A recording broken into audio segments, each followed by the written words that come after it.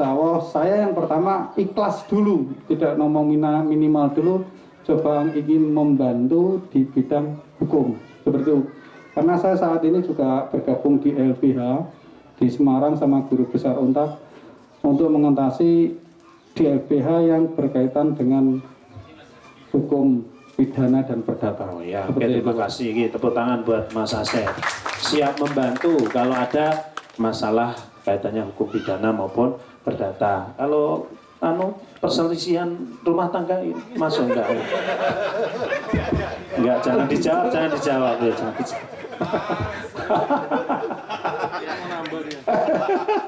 Ya silakan yang mau bertanya, monggo Pak Kahari dipersilakan. Mas Mike kasih satu, Mas Adi. Ya, terima kasih atas kesempatan yang diberikan, Pak Alif. Ini saya ingin bertanya ke narasumber dua orang ini yang masih muda-muda. Ya. Yang pertama, dalam menjalankan usaha ini pasti terkait modal usaha. Ya. Nah, modal usaha ini bagaimana kalian menggali modal usaha? Terus modal usaha ini apakah selalu bertambah ataukah dibatasi? Sumber-sumbernya dari mana? Ya. Dan menurut kalian modal yang paling ideal itu digali lewat apa? Ya. Pertanyaannya rada angel-angel gitu. Ya.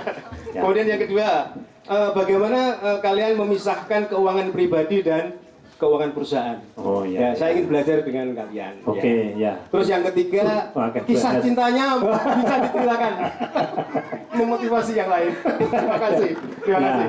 Monggo, ini mau dijawab dari Mas Asep dulu apa Mas Ali ya terkait dengan tadi permodalan. Apa sampai kita dodol warisan sik modal apa bagaimana, silakan dijelaskan. Terima kasih Kak Ari Sensei. Wah, ini paling senior ini sebenarnya. Ini pertanyaannya ya sulit juga. Nah, gini Sensei, kalau pengalaman saya kan Ken Suse itu ya saya tinggal ranking aja waktu itu ya, 30 juta kalau salah waktu tahun 2004. Cuman dari Jepang itu saya punya bisa beli tanah ya, dan itu ketika saya butuhkan saya gadein. Jadi itu untuk ceritanya gini, saya stok ke Jakarta, kemudian di distributor Jakarta itu temponya sampai 6 bulan belum kelar. Sampai 6 bulan belum kelar ya, pokoknya hampir sampai 2 tahun lah baru kelar. Sedangkan di pengrajin tempat saya 2 bulan atau setiap Sabtu kan mereka butuh uang untuk operasional, iya, untuk produksi. Tuh guys. Ya, kan saya otomatis itu kenapa saya itu karena saya waktu itu mencoba untuk lepas dari bos. Oh gitu ya. Iya. Ada bandarnya sebenarnya. Ya ada Pak, cuman kalau bandar di Juwana itu rata-rata per bulan 5%. Pak. Oh gitu. Iya. Ya. Nah jadi mereka mengambil keuntungan sekitar segitu ya. Kalau udah kenal ya 4-5%. Makanya kan dari segi permodalan sendiri saya cenderung daripada saya ke bandar, mendingan kalau saya punya agunan, mendingan saya ke bank. Iya gitu. Nah, bank itu kan punya syarat biasanya 2 tahun ya. Iya. Perjalanan usaha harus 2 tahun. Ya. Iya. Bankable 2 tahun. Iya, ya, bankable 2 tahun. Ya, 2 tahun. Terus terang saya juga pakai modal dari bank juga Pak. Kemudian kalau untuk pemisahan, sebenarnya gini, kalau untuk pemisahan antara pribadi dan usaha itu memang harus dipisah Pak. Di teori akuntansi sendiri gitu ya? Itu memang harus dipisah antara uang perusahaan dengan uang pribadi. Bahkan modal perusahaan, modal kerja untuk perusahaan ataupun aset pribadi. Biasanya yang usaha-usaha yang kolab gitu, ya maksudnya nggak kolab sih, tapi nggak berjalan. Nggak sehat. Ya? Itu pengalaman saya ya di tetangga saya di Juwana kan rumahnya bagus-bagus, tapi usahanya setelah 2 tahun pot. Ya. Jadi rumahnya bagus, jadi usaha mereka untuk bangun rumah. Iya betul ya. Jadi ada keuntungan, entah itu mungkin mereka, kalau dari pengamatan saya, mereka menganggap uang yang masuk ke dia itu uang dia, padahal tidak. Nah, kalau di KPX Pak, saya langsung dapat contoh. Ini Pak Alif nih. Kalau saya tanya Pak Agus, asetnya Pak Alif berapa? Udah, sampai situ saja. Enggak, ini perlu contoh, iya, Pak. iya. Perlu contoh ini. Dia sudah memisahkan itu ya antara. Ya. Tapi dulu sapu jagat sama saya kayaknya tuh. Semua berproses, Pak. Iya, betul. Tapi dari beliau ini ledek gula Jawa itu loh, Pak. Apa itu? Luwih becik sing prasaja. Oh iya. Ya, iya, itu. iya. Jadi apa anaknya ya? Iya, iya. Walaupun asetnya 10 miliar tapi tetap mobilnya tidak Pajero Sport. Ya, ini tadi modal itu yang disampaikan Mas Ali itu memang ada proses juga. Yang tadinya proses pakai tadi pengrajin, yang bandar pengrajin yang jatuhnya 5% itu kan kalau sudah bankable kan akhirnya bisa ke bank. 1%, Pak. Ya, itu artinya begini. Tapi memang harus ngangsur pokoknya kan gitu ya. Jadi begini. Dalam perjalanan usaha itu selalu menemukan momentum-momentum untuk bertumbuh menyelesaikan masalah dari yang tadinya katakanlah jadi masalah terus ternyata penyelesaiannya seperti ini kan gitu. Jadi modal itu kalau orang sudah punya portofolio gitu ya, itu modal itu biasanya doyak modal. Ini yang saya Bank mencari. ya artinya orang itu mah doyak modal gitu ya. Kalau orang-orang masih ngoyak modal itu berarti dia belum punya portofolio bisnis yang tadi yang sehat dan bankable itu ya. Termasuk salah satu kuncinya adalah kuat memisahkan antara uang pribadi dengan uang usaha. Itu ya Mas Ali. Mas Asep mungkin mau menambahkan apa tadi yang ditanyakan Mas Kahari. Oke Pak Kahari, mungkin saya masih senior soal hal ini ya. Cuma Betul sekali, makanya saya tanya. kalau ini kan junior, tak balik aku senior. Senang istri orang. Oh, bukan. Oke Pak, untuk masalah istri dan asmara mungkin kita sama-sama laki-laki. Tapi yang bisa mengerem tuh di sini saja. Oh iya. Tuh katanya istri-istri biar tenang. Jadi tenang, menjadi istri seorang Apex itu tenang. Tapi begitu menjadi anggota Apex kok mendapat rezeki up sedikit, sudah berani gini, delosor besok pasti. Oh, Nah, ya, seperti itu. ya, tenang yang punya istri tenang. Oke Pak, soal modal itu kalau saya pribadi melihat kebutuhan. Saya kalau butuhnya 10 juta, diutangi uang 20 juta saya nggak mau. Karena saya senang nyarutangnya repot. Karena kalau saya butuhnya 10 juta, berarti udah saya kalkulasi. Omset saya itu segini untuk membayar ini itu harus surplus seperti itu.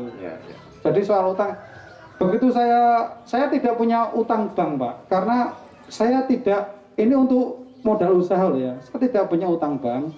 Saya selalu mengandalkan rekan dan teman, karena saya prinsipnya seperti ini, kowe kuwi arep pinter ora kudu ganteng, kamu arep sugih kuwi ora kudu ganteng, arep sugih ora kudu pinter, jujur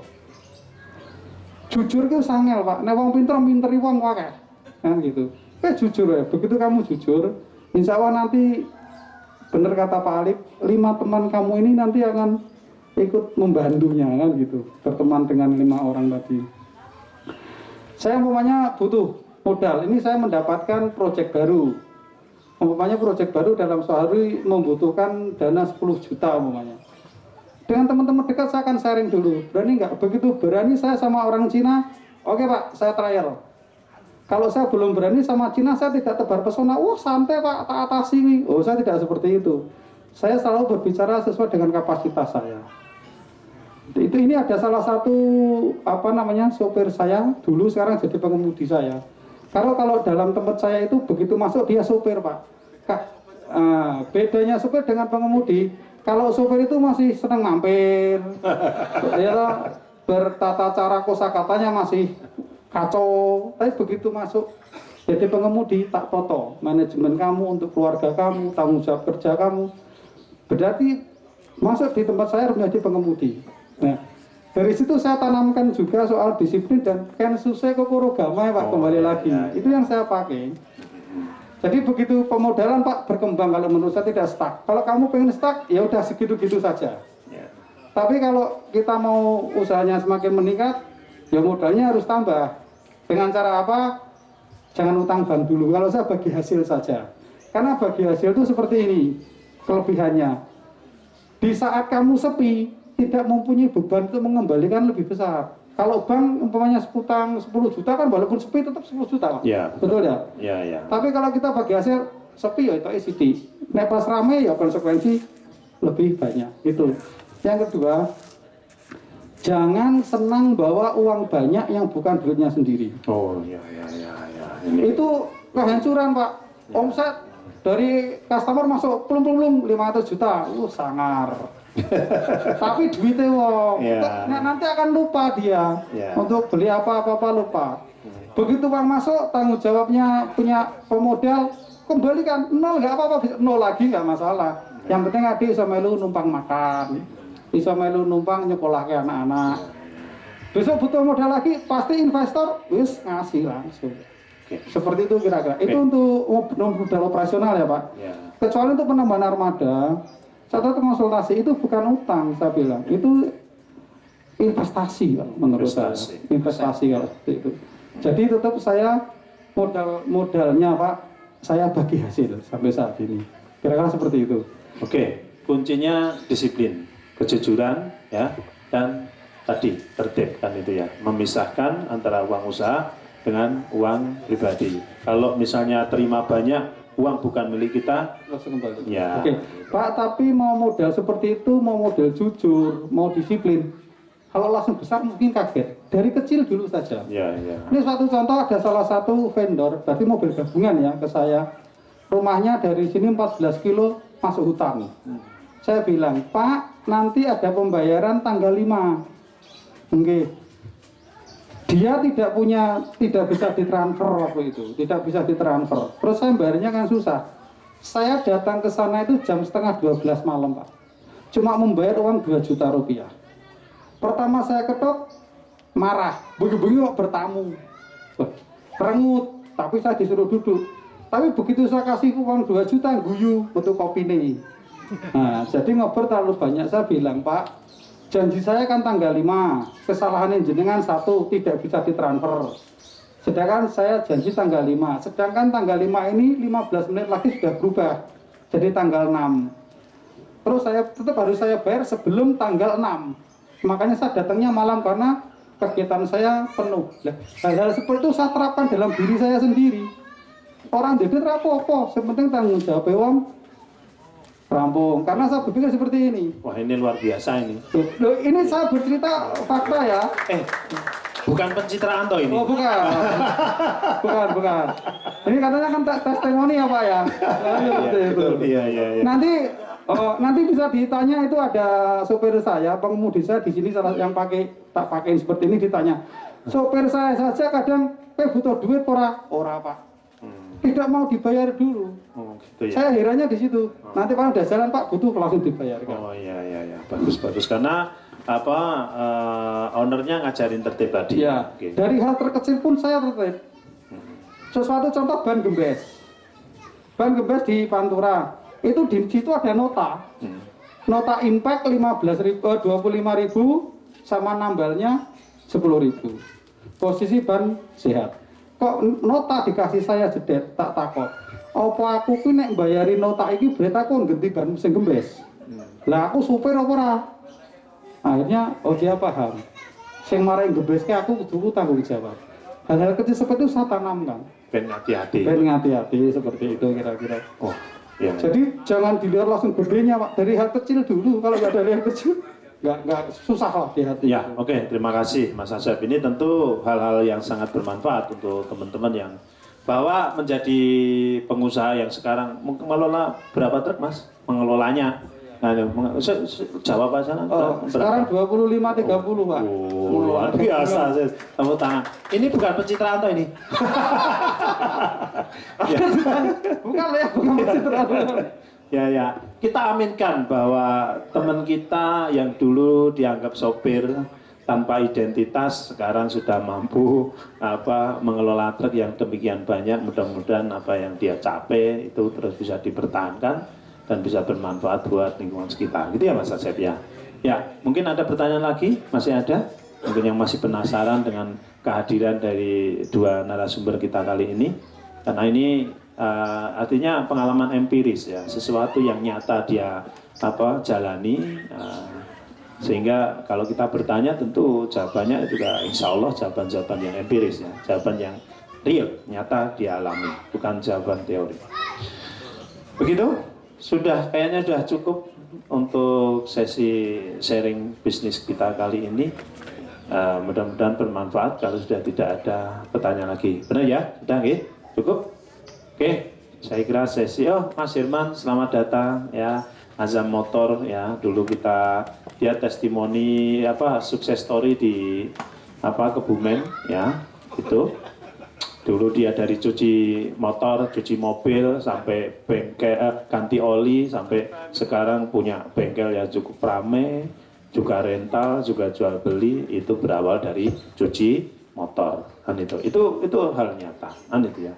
Jadi tidak ada kata pantang, tidak ada kata menyerah, gitu ya. Bagi setiap pengusaha yang sukses, pasti dia menemukan cara untuk bangkit saat dia jatuh. Kuncinya di situ. Terima kasih dari saya, kurang lebih mohon maaf. Mungkin nanti akan kita kembalikan kepada pembawa acara untuk nanti yang berdoa siapa, terus setelah itu nanti kita sesi foto bersama. Terima kasih Mas Asep sudah menjadi sukses story kali ini, mudah-mudahan menginspirasi buat teman-teman. Juga mudah-mudahan doa dari teman-teman untuk Mas Asep usahanya tambah berkah, tambah lancar, tambah maju, tambah istiqomah. Demikian juga Mas Ali, semoga usaha Mas Ali berkah, manfaat, dan terus bertumbuh dan bermanfaat. Terima kasih. Assalamualaikum warahmatullahi wabarakatuh. Waktu saya kembalikan kepada pembawa acara, Mas Wahid. Ya, monggo. Mas Bambang, Pak. Ayo. Oh, mic-nya udah bawa ke situ ya? Iya. Daripada bos orang lihat ini, apa itu? Kamu asli loh, kamu asli. Kalau mau balik lana rek Mas, pemadam meneh. Jenggot panjang belum.